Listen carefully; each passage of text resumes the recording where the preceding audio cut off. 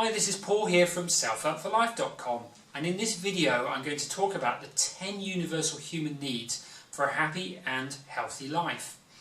Now, if you're watching this video, you already have water, you already have food, you also already have a roof over your head. Those most basic human needs are already met for you. So these human needs are more emotional and mental. And what I've found is that if you ignore some of these, then that tends to affect your mindset. You tend to feel depressed. You might start to have addictive personalities or addictive tendencies like alcohol, because what you then do is you start using those things to try and meet those human needs in another way, if that kind of makes sense. When your life is balanced and all these needs are being met, then that's a key to health, key to well-being and feeling happy and fulfilled too. Now, these universal human needs have come from the Human Givens model, which is a form of psychotherapy that was developed in the UK. So let's kick off with the first one then, which is safety and security. So we all want to live in an environment that is free from excessive fear. And this is important so we can develop in a healthy way. Now, everyone has some need for this, even people who are very adventurous and take a lot of risks. Deep down at some level, we all have a need for this safety and security. And when our environment feels insecure, when it feels unpredictable, or maybe even feels dangerous, then our mental health will suffer as a result. So, safety and security really falls into three areas. Financial security. So that's having the feeling that we're pretty confident that we're not going to lose our job or lose our house. It's also around health, feeling pretty confident that our body's going to look after us for years to come. And it's also around physical safety as well. So that could include living in an area where we feel safe walking the streets at night, or living with a partner that you know is going to look after you and is not going to harm you in any way. The second one is autonomy and control. Now, we know that life can be unpredictable and uncertain, but deep down we do need that sense of control and autonomy. We need to know that, feel confident about what can happen to us and what can happen around us as well. And some people can deal with this better than others. So when adversity strikes and something unexpected happens, some people seem to rebound much more quickly than others. And that's because they have a good sense of internal control. And for me, internal control is really about being able to control your emotions. It's also about being assertive in relationships. So be able to stand up for yourself in relationships and be able to say what you mean and say what you think in obviously in a way that respects the other person as well. It's also about being able to make and act on decisions, and it really helps to have long-term goals. That really helps as well with that situation. And it's also about being able to know the difference between internal control and external control, knowing what you can influence in your life, what you can control in your life rather, and also what you can influence but can't directly control. So I think what really helps with this is sometimes be able to just relax and just take a new perspective on things. So when life does get a bit challenging in times, just be able to step back and just take that perspective. And also, if things outside of your control are stressing you out, then focus on the other parts of your life that are going well and that are more within your control. So the third universal human need is status. And this is feeling accepted and valued. And accepted and valued in different social groups as well. So work might be one, family might be another. And it is important to feel important. And this isn't something you should be ashamed of. And as I mentioned, status isn't just something that comes from work. It can come from being a good parent, a good son or a good daughter as well. And you get this sense of fulfillment by having clear roles professionally, whether that's in your career, in a relationship, or maybe it's in the community. Or maybe it's in your family as well.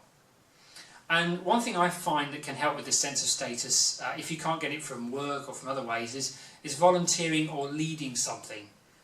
So leading something in the community or helping in the community in some way.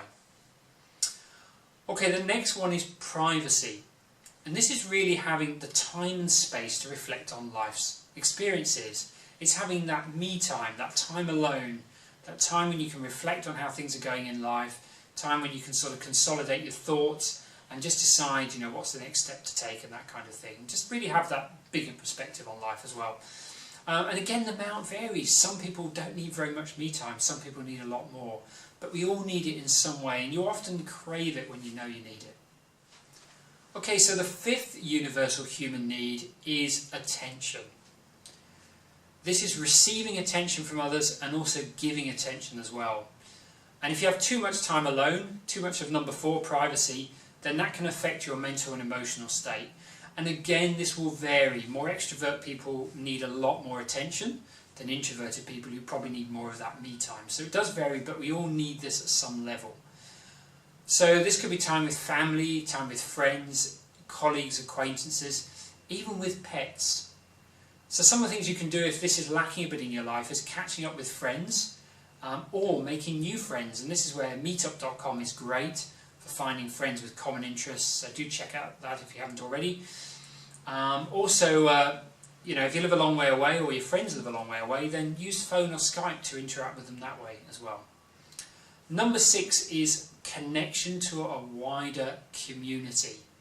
So this is interaction with a larger group of people and feeling a sense of being part of that group.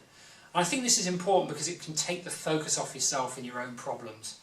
And it also shows that you're doing something that's beyond meeting your own needs. So it's helping you meet the needs of others. And I think that's important as well to get out of your own head.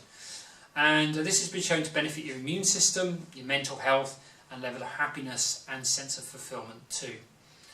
So some of the things you can do is join a club and meet some like-minded people. You know, that could be a hobby or an interest that you have. Again, meetup.com is great for this as well.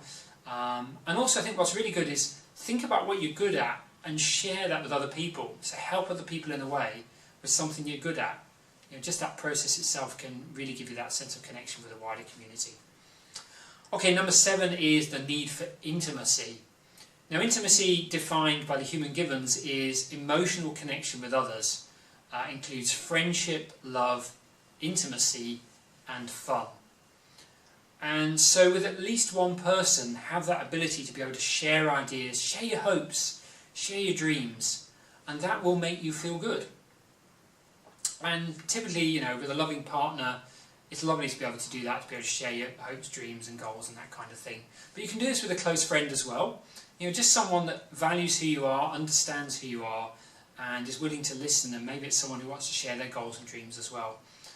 And if you're in a relationship, then you have a date night and use that to talk about your future and where you're going and your passions and all that kind of thing, and try and avoid talking about the usual mundane stuff around money and kids and work and that sort of thing. And you know, if you're not in a relationship, then meet up with close friends, you know, in person ideally, but if not, you know, use Skype again if you're a long way away. Okay, number 8 is look after your body. Now, maybe you know this person. It's the person that believes that they can get away on 4 or 5 hours sleep. It's the person that's always first in the office.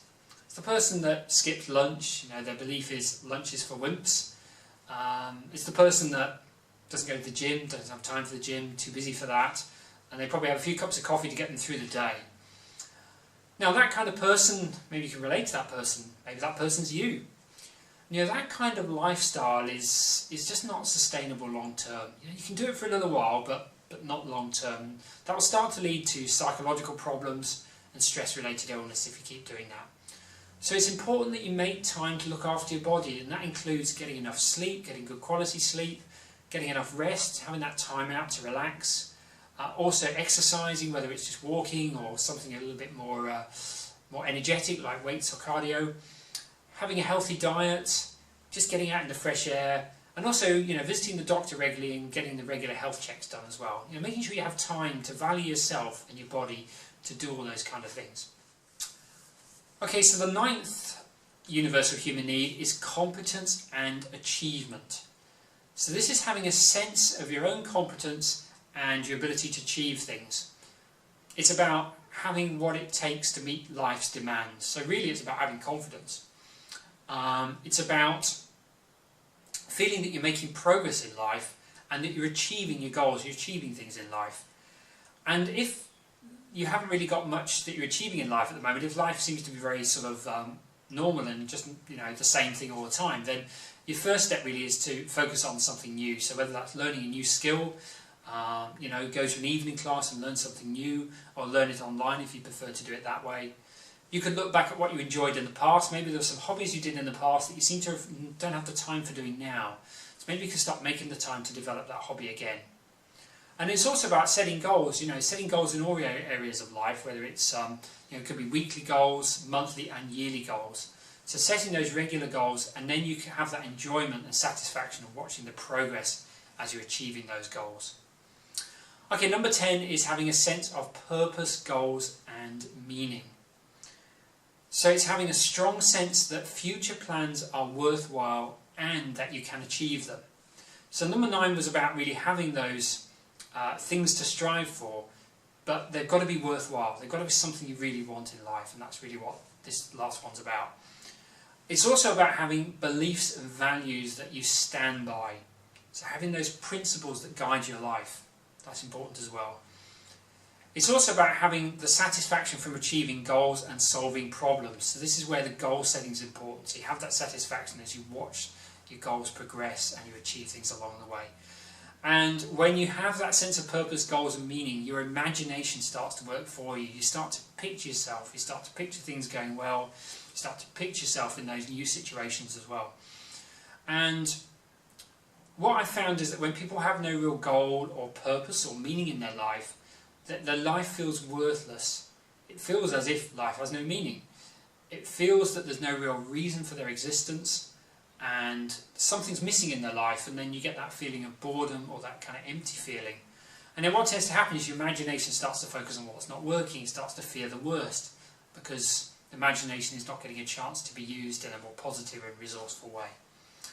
So for this one, what I recommend is you step back, think about what you want to achieve in your life, and then once decided, create a plan of action to do that. And another little tip I'd say on this one is, don't make finding your purpose or meaning in life something that could take years to find out.